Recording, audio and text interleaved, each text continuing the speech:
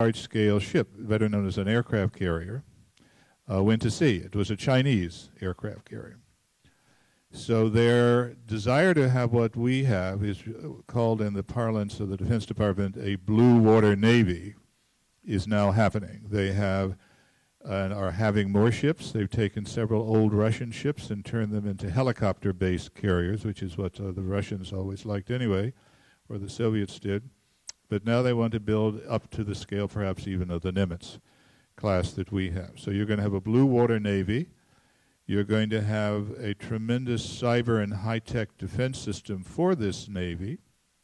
You're going to have land-based weapons that our Navy knows are there, and whether or not they will be able to block those in some cyber, anti-cyber, on and counter, is all up in the air at a time when the Navy budget, of course, will be under tremendous restraints. Many of us feel that the aircraft carriers' days are numbered, that they are large white elephants waiting to be herded into the elephant graveyard.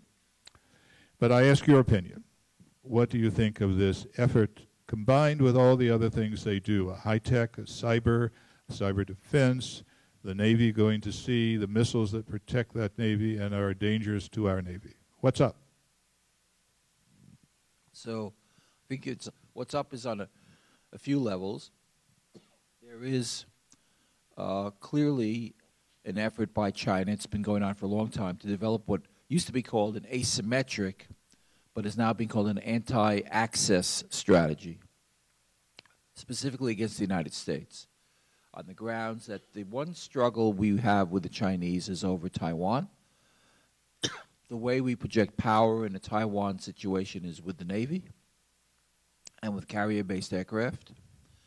And if our aircraft carriers are vulnerable to attack and our satellite and communication systems are vulnerable to attack, that they will essentially deter us from intervening to defend Taiwan.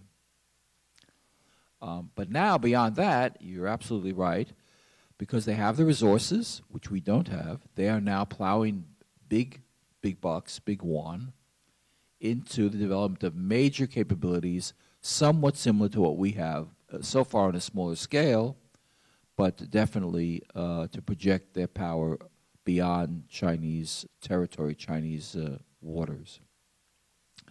Look, if you grow at 8 or 10% a year, even if the numbers are fudged, you have a lot of extraneous funds to use on your military capability, and they're doing that. And they have tons of super smart people. They certainly don't have an absence of manpower, human power.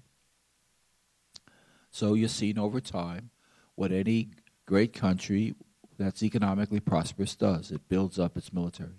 And they're building it up in very smart, clever ways that are definitely a threat to the U.S. involvement in East Asia, should the U.S. choose to do so.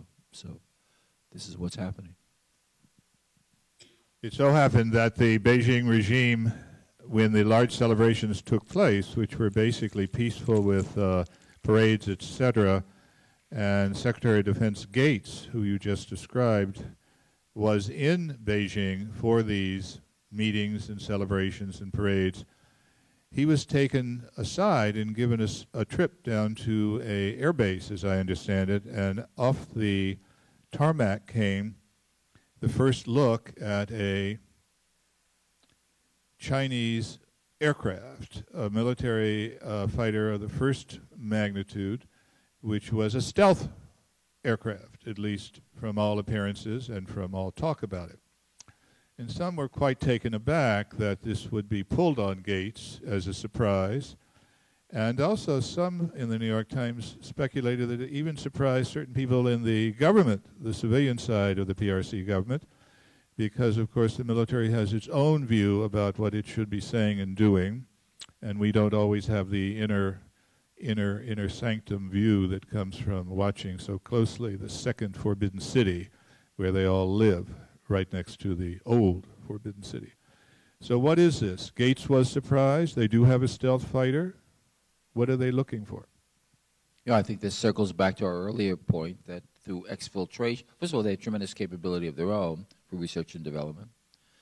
And they have exfiltration capability and exploitation capability to figure out, as best they can, since we were the leaders in stealth technology, how it works, the particular kinds of systems we use to create that, and they're trying to replicate it. And I think, frankly, there was a specific point to them rolling it out when Gates was there, which is a sort of shot across the bow. It's saying, you know, don't think that you're going to be up against some sort of Iraqi capability if there ever was a struggle with China, that China will be world-class in its military capability, and therefore we don't want you to meddle if we have to do something in East Asia.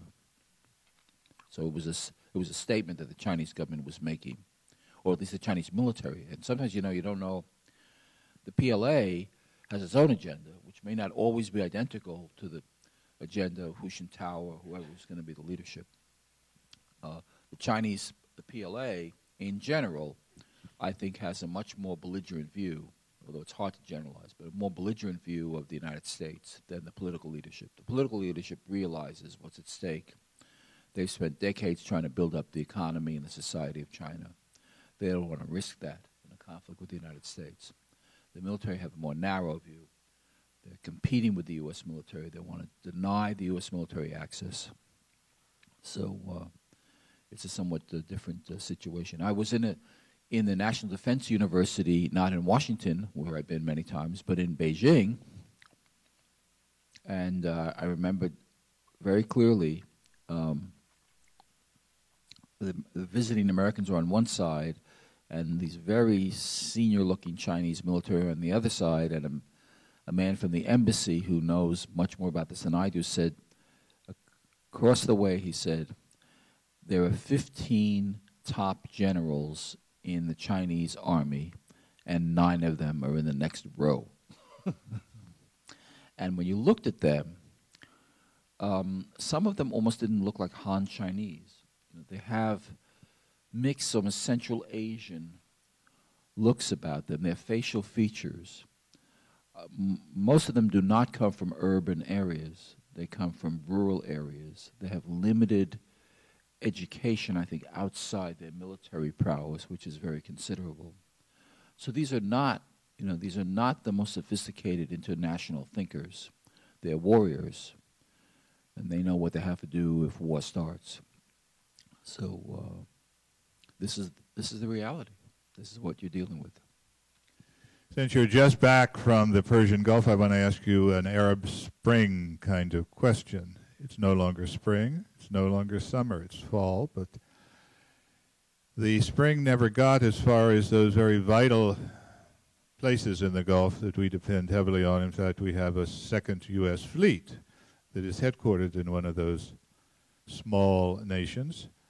It would be interesting if the spring does come next spring to them. But I tell you that my friends still around the District of Columbia who are Republicans are really furious with Obama because in the business with Libya, they talk to me this way. Can you believe that we actually followed the French, that we let the French take the lead? Of course, this is a problem of a national view of things that might be different than yours. Do you think Obama was right in pulling back? He was actually in Brazil when most of the decisions were being made, and they were being cabled to him, and then he was sending a message back, but that we would hold back and play low and let it be the Europeans who took charge and help at the UN to get some kind of message out. Was that very clever on President Obama's part? I personally think it was. And I'm not just trying to be an apologist for the president. I mean, I think that, you know, the animosity toward the United States in the Arab world is very, very substantial. And in the Muslim world more generally. Despite all of our best intentions, despite the fact that, you know, we were in Bosnia to protect Bosnian Muslims against the Serbs, despite the fact that we gave tons of money for Pakistan to deal with flood issues, we've helped Muslim people all over the world, despite the fact that we've got probably freer Muslims in the United States than any Muslims dealing with their own government anywhere else in the world. But we don't get any credit for any of that. And we're fighting these 2 wars in Muslim countries, which I think certainly were initially justified. I think Obama wants greater respectability and international support for U.S. policies. I can tell you that when George W. Bush left government, whatever you think of his policies, American, not just popularity, which is kind of a squishy term, but support of other governments, our closest allies for President Bush, was very low, dangerously low. You may recall that he was invited to give a talk in London. This is George W. Bush, and they had to cancel it for fear that there would be demonstrations, there'd be demonstrations in Parliament, that his life could be threatened in London. And he gave a talk in a very private setting. And one of Obama's key objectives, which I personally did support, was trying to reach out to many others to get more engagement and to get more involvement. And, if you're self-confident, you don't care if another guy leads some of the time. I don't think it's a problem at all. France had long interests in Libya, as did Italy, and the British were there, and Cameron and Sarkozy were willing to take the lead, and I think that was fine. And in fact, I think it worked better. There were no U.S. boots on the ground. There were no American planes shot down. NATO was very effective in really destroying a lot of the Gaddafi army to allow the rebels to take over. I think it worked out okay. I mean, there was a gruesome end for Gaddafi, horrible, if you saw it on YouTube. On the other hand, people say you should see what he did to other people. And I was told that the key people, the young guys in the front line who actually got Gaddafi, pulled him out of that drain pipe and may have shot him, I don't know. They were all people from areas where he had slaughtered their families, their brothers, their mothers, their kids. So they, their appetite for revenge was gigantic. So that's something we didn't need to get involved in. But the end game, the end result is that Gaddafi has been removed from power, and it was a NATO operation, and it was sanctioned by the United Nations. I think I'm very pleased with that. I don't know what's going to happen in Libya. That's a whole other story. The post-Arab Spring and the rise of more Islamic fundamentalist governments, freely elected, is not necessarily going to be a winner for the United States. But that's tomorrow's problem. We have in the audience a number of people, you can stay here and rest, who always like to ask questions. Some of them are now not looking up, hoping I won't pick them. Some of them are military cadets who are here because their colonel is here. Yes, ma'am. Do like I do. Speak right into the mic, please. We're recording. Thank you, Dean Knott. I'd like to ask you a question about. I'd like to ask you a question about Afghanistan and Pakistan. As a reader of the press, I'm not a student of the area. I'm merely a reader of the press. I don't understand what the priorities of our government are, what the discussions in the government might be about what we can accomplish or what we may have to settle for, accepting the caveat that this is to be managed rather than solved. What's going on? What are the fissures, the trajectories, the issues, the priorities? So priorities in Afghanistan and Pakistan for the United States. Well, this is a large subject. We could spend many months talking about it. So I'll give you sort of the Cliff Notes version. I told you essentially what the U.S. objective in Afghanistan is to make it sufficiently secure, not democratic necessarily, not Disneyland, sufficiently secure so that the government in Afghanistan, the Afghan government, can prevent any reconstitution of a capability that could mount attacks on the United States and its allies. The objectives in Pakistan are more complex and in some ways more important because Pakistan is an ally but also partly an adversary. It's against terrorism and it supports terrorism. It has built the Afghan Taliban. It has harbored groups in Pakistan that have attacked the U.S. Embassy in Kabul. And it has sort of a failed political system. The military runs it. The civilians have limited authority. Benazir Bhutto, who was former prime minister, was my student at Harvard. She was assassinated.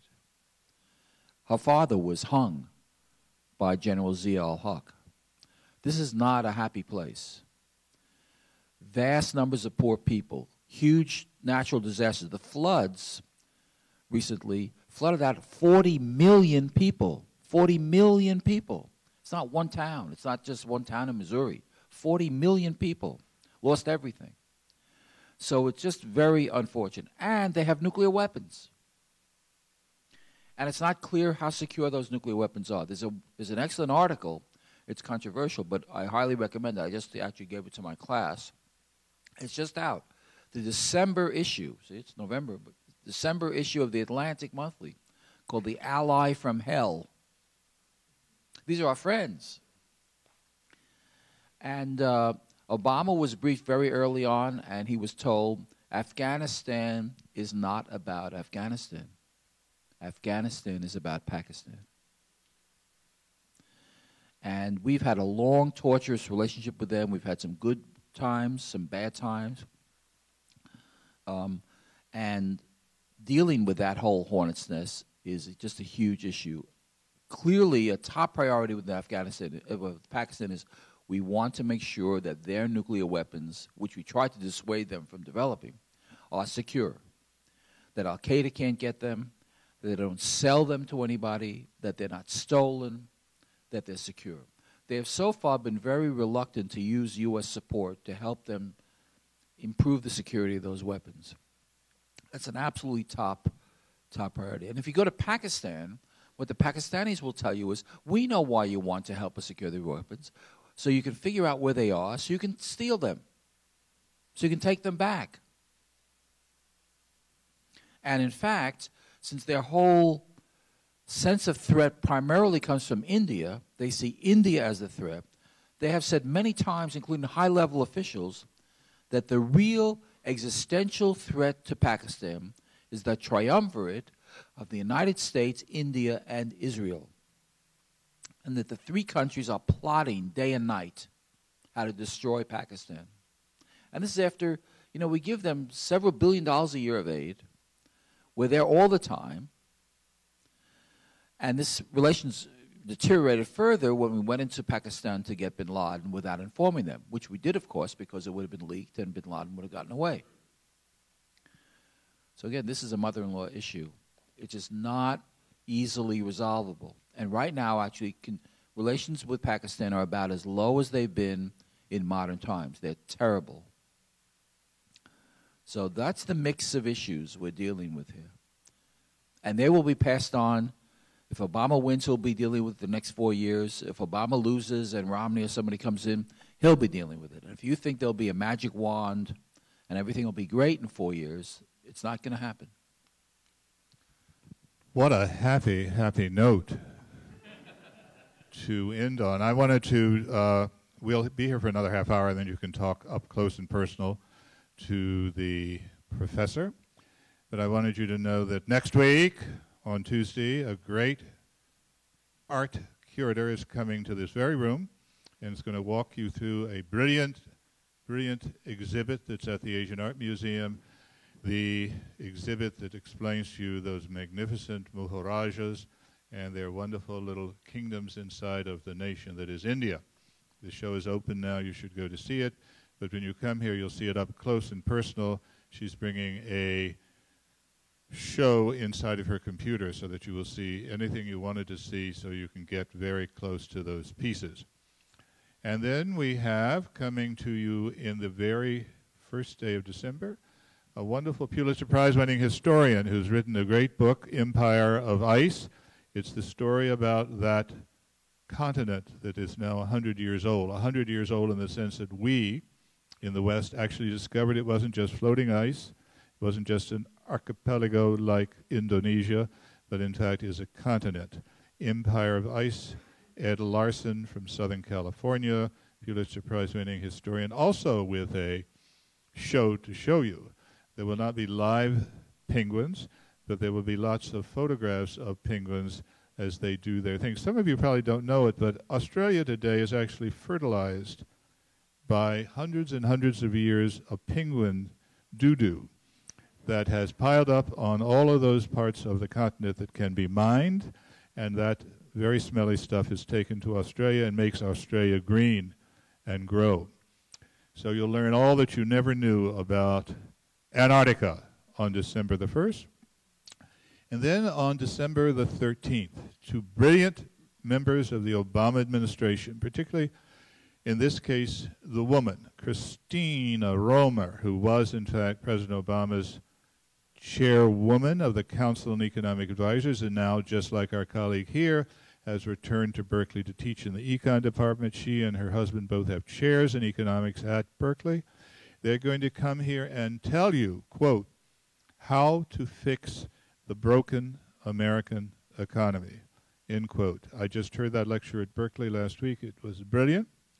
They actually speak English, not math. They're not those kinds of economists that bore you to death. And so you will learn a great deal from coming to hear these two brilliant economists explain to you what's wrong with your bank account and where it's going, whether south or north.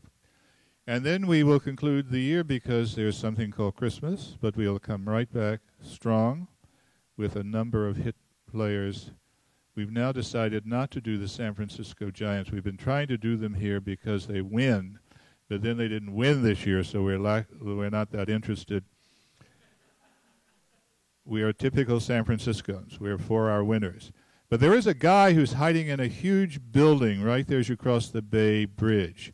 And he went to Notre Dame and learned actually how to play football. And he was the biggest thing that ever happened to the 49ers. His name is Joe Montana. So Joe can still walk and talk, and we're going to have him here telling you what's wrong and what's right about the 49ers, how great they are, even if they move to Santa Clara. They will always be in the hearts and minds of San Franciscans. So we're going to bring you a little on the sports side, a little on the art side, a little of everything. So please look forward to next year. And now, of course, we have wine and cheese and other wonderful things out there in the lobby for you. But please join me in thanking this wonderful gentleman.